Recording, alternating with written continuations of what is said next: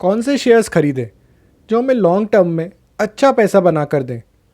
पर stock market में invest करना है तो शेयर्स नहीं, ये सोचो कि तुम उस कंपनी के बिजनेस में हिस्सेदारी खरीद रहे हो, तभी फ़ायदा होगा। लेकिन फ़ायदा तो तब होगा ना जब वो बिज़नेस फ्यूचर में अच्छा परफॉर्म करेंगे। तो फिर इन अच्छे बिजनेस को खोजने का तरीका क्या है? उसके लिए हमें बर्कशायर हैथवे के 2007 एनुअल शेयर होल्डर लेटर का रेफरेंस लेना पड़ेगा, जिसमें वॉरेन बफे बिजनेस को 3 टाइप्स में डिवाइड करते हैं: ग्रेट, गुड और ग्रूसम। इनको हम 3 टाइप के सेविंग्स बैंक अकाउंट के रूप में भी समझ सकते हैं। ग्रेट बिजनेस वो जो हमें बहुत ही हाई इंटरेस्ट रेट पे करते हैं और साल दर साल ये इंटरेस्ट रेट बढ़ता ही जाता है, क्योंकि ये वो बिज़नेस होते हैं जो बहुत ही high return on capital employed कमाते हैं और हर साल अपने प्रॉफिट का एक बहुत बड़ा हिस्सा अपने ही बिजनेस में री इन्वेस्ट करके पहले से भी ज़्यादा रिटर्न कमा देने में लगा देते हैं। एशियन पेंट्स और नेस्ले इन ग्रेट बिजनेस के काफ़ी अच्छे एग्जाम्पल्स हैं। फ्यूचर में इन बिजनेस को ग्रो करने के लिए भी कोई एक्स्ट्रा कैपिटल की ज़रूरत नहीं पड़ती। गुड बिजनेस वो अकाउंट जो अच्छा इंटरेस्ट रेट पे करते हैं और फ्यूचर में भी हमारे इन्वेस्टमेंट पर करते रहेंगे, लेकिन इन बिजनेस को ग्रो करने के लिए कैपिटल की ज़रूरत पड़ती है, जैसे HDFC bank, Kotak bank etcetera. और ग्रूसम बिजनेस वो अकाउंट जो बहुत कम इंटरेस्ट रेट पे करते हैं।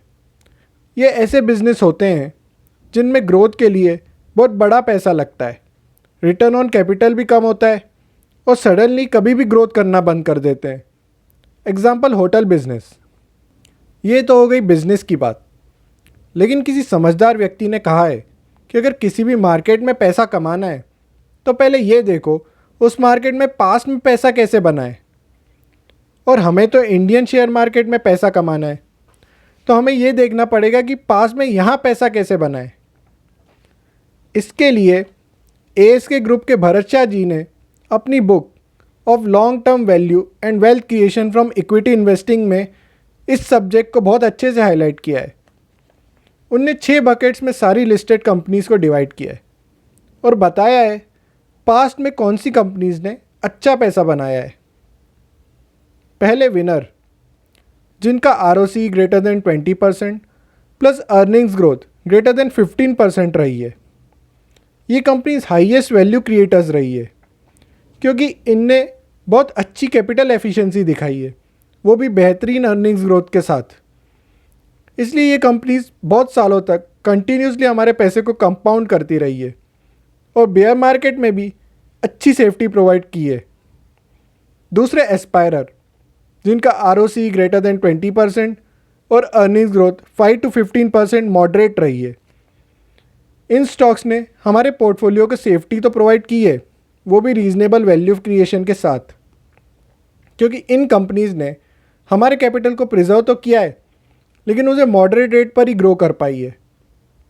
तीसरे जेंट्री, जिनका ROCE greater than 20% plus earnings growth less than 5% लो रहा है।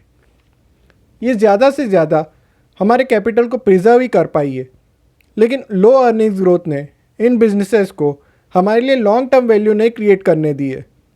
और अगर ऐसी कंपनीज हाई वैल्यूएशंस पर खरीदी गई तो टफ फेज में इनने हमारी पोर्टफोलियो वैल्यू को इरोड भी किया है। चौथी ट्रेडमिल, जिनका ROCE 10 to 20% और अर्निंग्स ग्रोथ ग्रेटर देन 15% रहा है। इन कंपनीज में वैल्यू क्रिएशन काफ़ी डिफ़िकल्ट और अनप्रेडिक्टेबल रहा है। अगर इन स्टॉक्स को बहुत ही सस्ता खरीदा गया तो बुल मार्केट में डेफिनेटली इनने अच्छे रिटर्न्स दिए हैं, लेकिन जो सस्टेनेबल नहीं थे, और बेयर मार्केट में वो मैक्सिमम गेंस इरोड हो गए।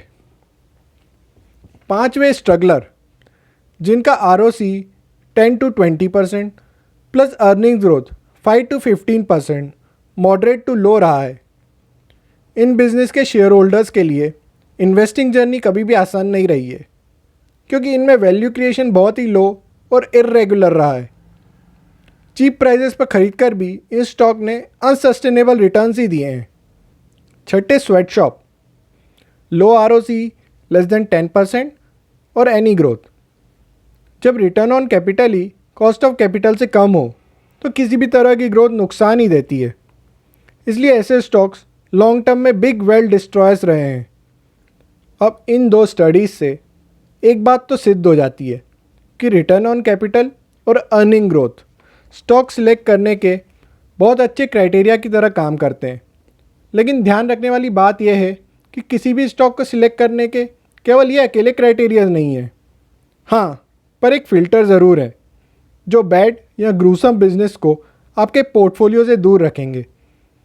तो दोस्तों, आप लोगों के हिसाब से हमारी कंट्री में ग्रेट, गुड और ग्रूसम बिजनेस के कौन कौन से एग्जाम्पल्स हैं? नीचे कमेंट सेक्शन में हमें कमेंट कर ज़रूर बताइए। आज के लिए बस इतना ही। मिलते हैं अगले वीडियो में। तब तक के लिए goodbye, take care and thank you.